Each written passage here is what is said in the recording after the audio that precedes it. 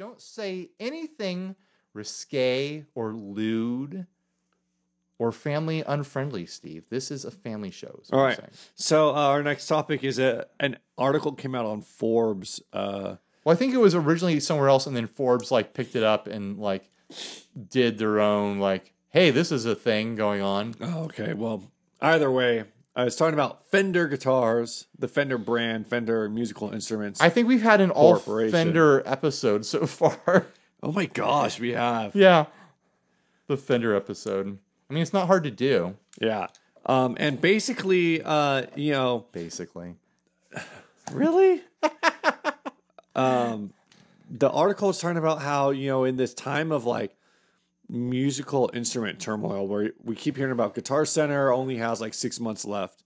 And Gibson, the clock is ticking. The clock is ticking. I saw an article that straight up said like Gibson will be liquidated this summer. I've heard other the CEO of Gibson came out with his own like article saying it's all the fault of small mom and pop businesses not selling enough Gibsons. Yeah, it's their fault, this and that, and shifting the blame. Yeah, lots of big companies like claiming that the market's done them wrong and that it's all millennials' fault. It's those fidget spinners and the Tide Pods, Steve. I got nothing.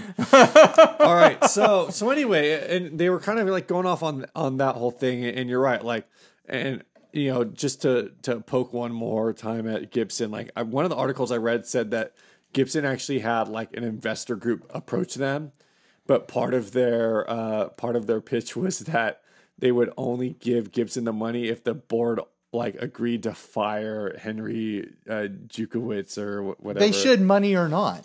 They get rid of that guy. Well, so it's crazy because like let's just call him Henry J. I don't know how to say his last name either. That's what most people call him.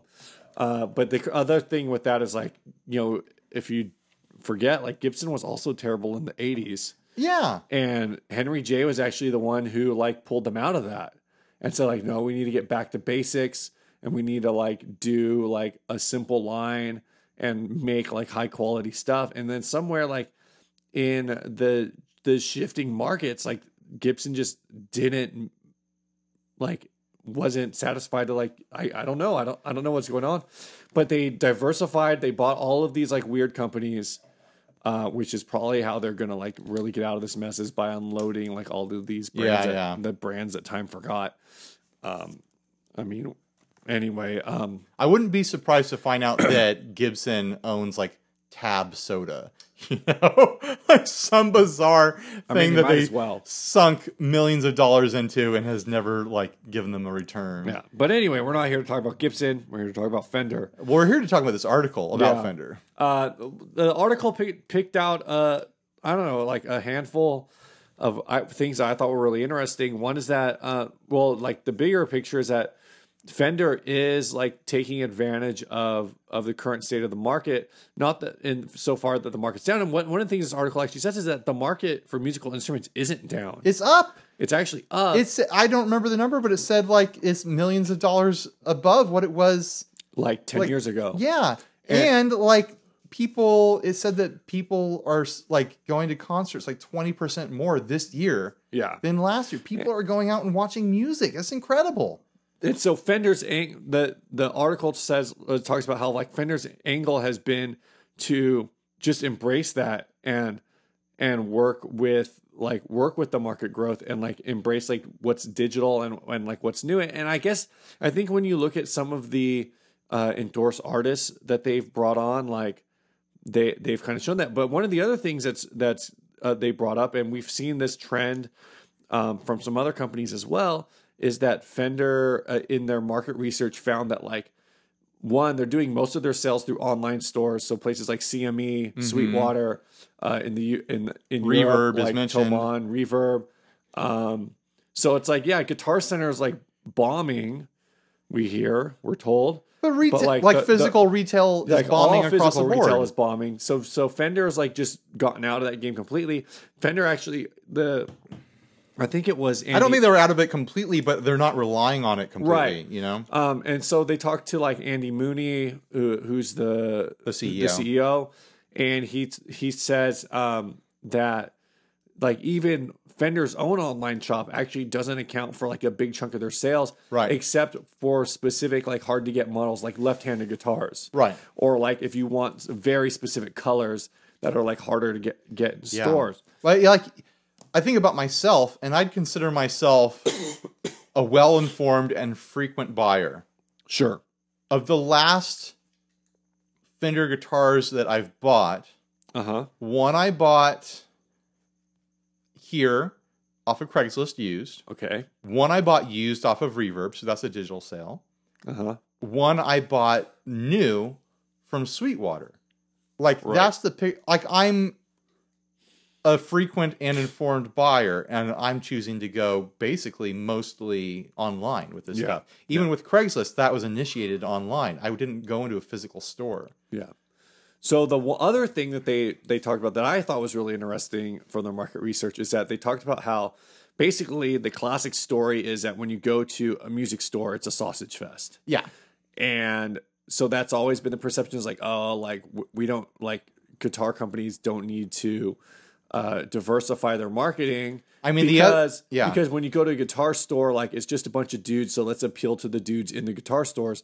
And what Fender found is when you start looking at online purchases, it's basically like there's a 50-50 split between women and men. That's incredible. And that women are just, they're buying guitars at like a very similar rate to men, but they're doing it all online. Yeah. So basically by marketing their stuff like more effectively, even like I would say like neutral marketing in light of the way marketing has been done historically, like even neutral marketing comes across as like pro women. Right. Like they came out with all the marketing for their Offset series last year. Yeah. Like the Duosonic and the Mustangs and whatnot. And I haven't watched them recently. I couldn't tell you what the count it was of women to men in it, but it was probably fairly equal.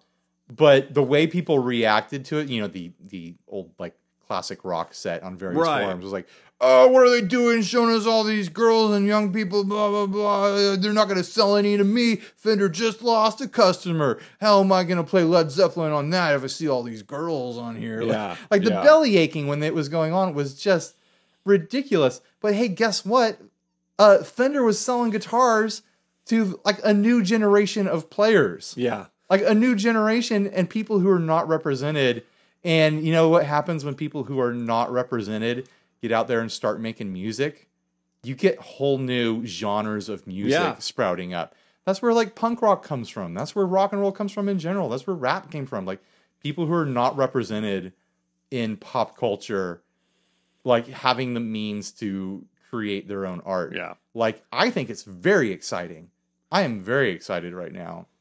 So I've been meaning to like put together like a little article or like a video, like just me gushing on Fender, but we're doing it here now. So I guess so. Might as well go for it. So the last thing that they've done, and I've seen the emails for it, is Play Fender. I won't say it's the last thing, but right. They've come up with their own like online tutorial service. Yeah, and the thing that they talk about there is that they found again in their research that like most new players spend, I think they said 4 times as much money in like the first like year or two on lessons than they do on like accessories. Sure. So while the traditional model has been like, oh, like just let's flood the market with beginner products and like, oh, Fender branded capo, Fender branded what this and that and whatever. Right. Fender branded picks. Here's a Strat pack with a strap and a 5-watt amp. Yeah. And you know the cheapest case you could ever find and stuff like that. You know, and like they're still trying to do accessory bundles to get everyone out in the door. And I mean, if you go to freaking like Target or Costco or whatever, you're still going to see that stuff. Sure. But it's all going to be like Behringer and no, you're just going to see like the Fender ones too. Oh, you're okay. going to see the Starcaster. Right. But to go along with that, like they've packaged like, hey, we're going to sell you this thing for you to get started on, but we're also going to like package in or like give you a connection to the tools you'll actually want to use to like get going. Right. So, I think for me reading the article, the thing I found most interesting about it was just that, like, I find marketing really fascinating in general, Sure. and especially like the use of statistics in marketing. So I just thought that was really cool, like that they actually like revisited the numbers, and instead of looking at like across the board sales, which again, like when people look at it, when like these companies talk about across the board sales, oh, the mom and pop stores are screwing us. Like, well, then maybe you should not focus on them. Like Yeah. maybe you should figure out, like, focus more on the areas where you might be killing it. And even like the funny thing is, this article kind of pokes at people at the other CEOs, or like other CEOs. I think they said like not to name anybody, but like they're attacking these groups when the market research actually, according to Fender, shows that nobody's losing online. Right. Like everybody is selling at the same rates, or if not better rates, pretty much than they always have. At least the big names, Right. Totally.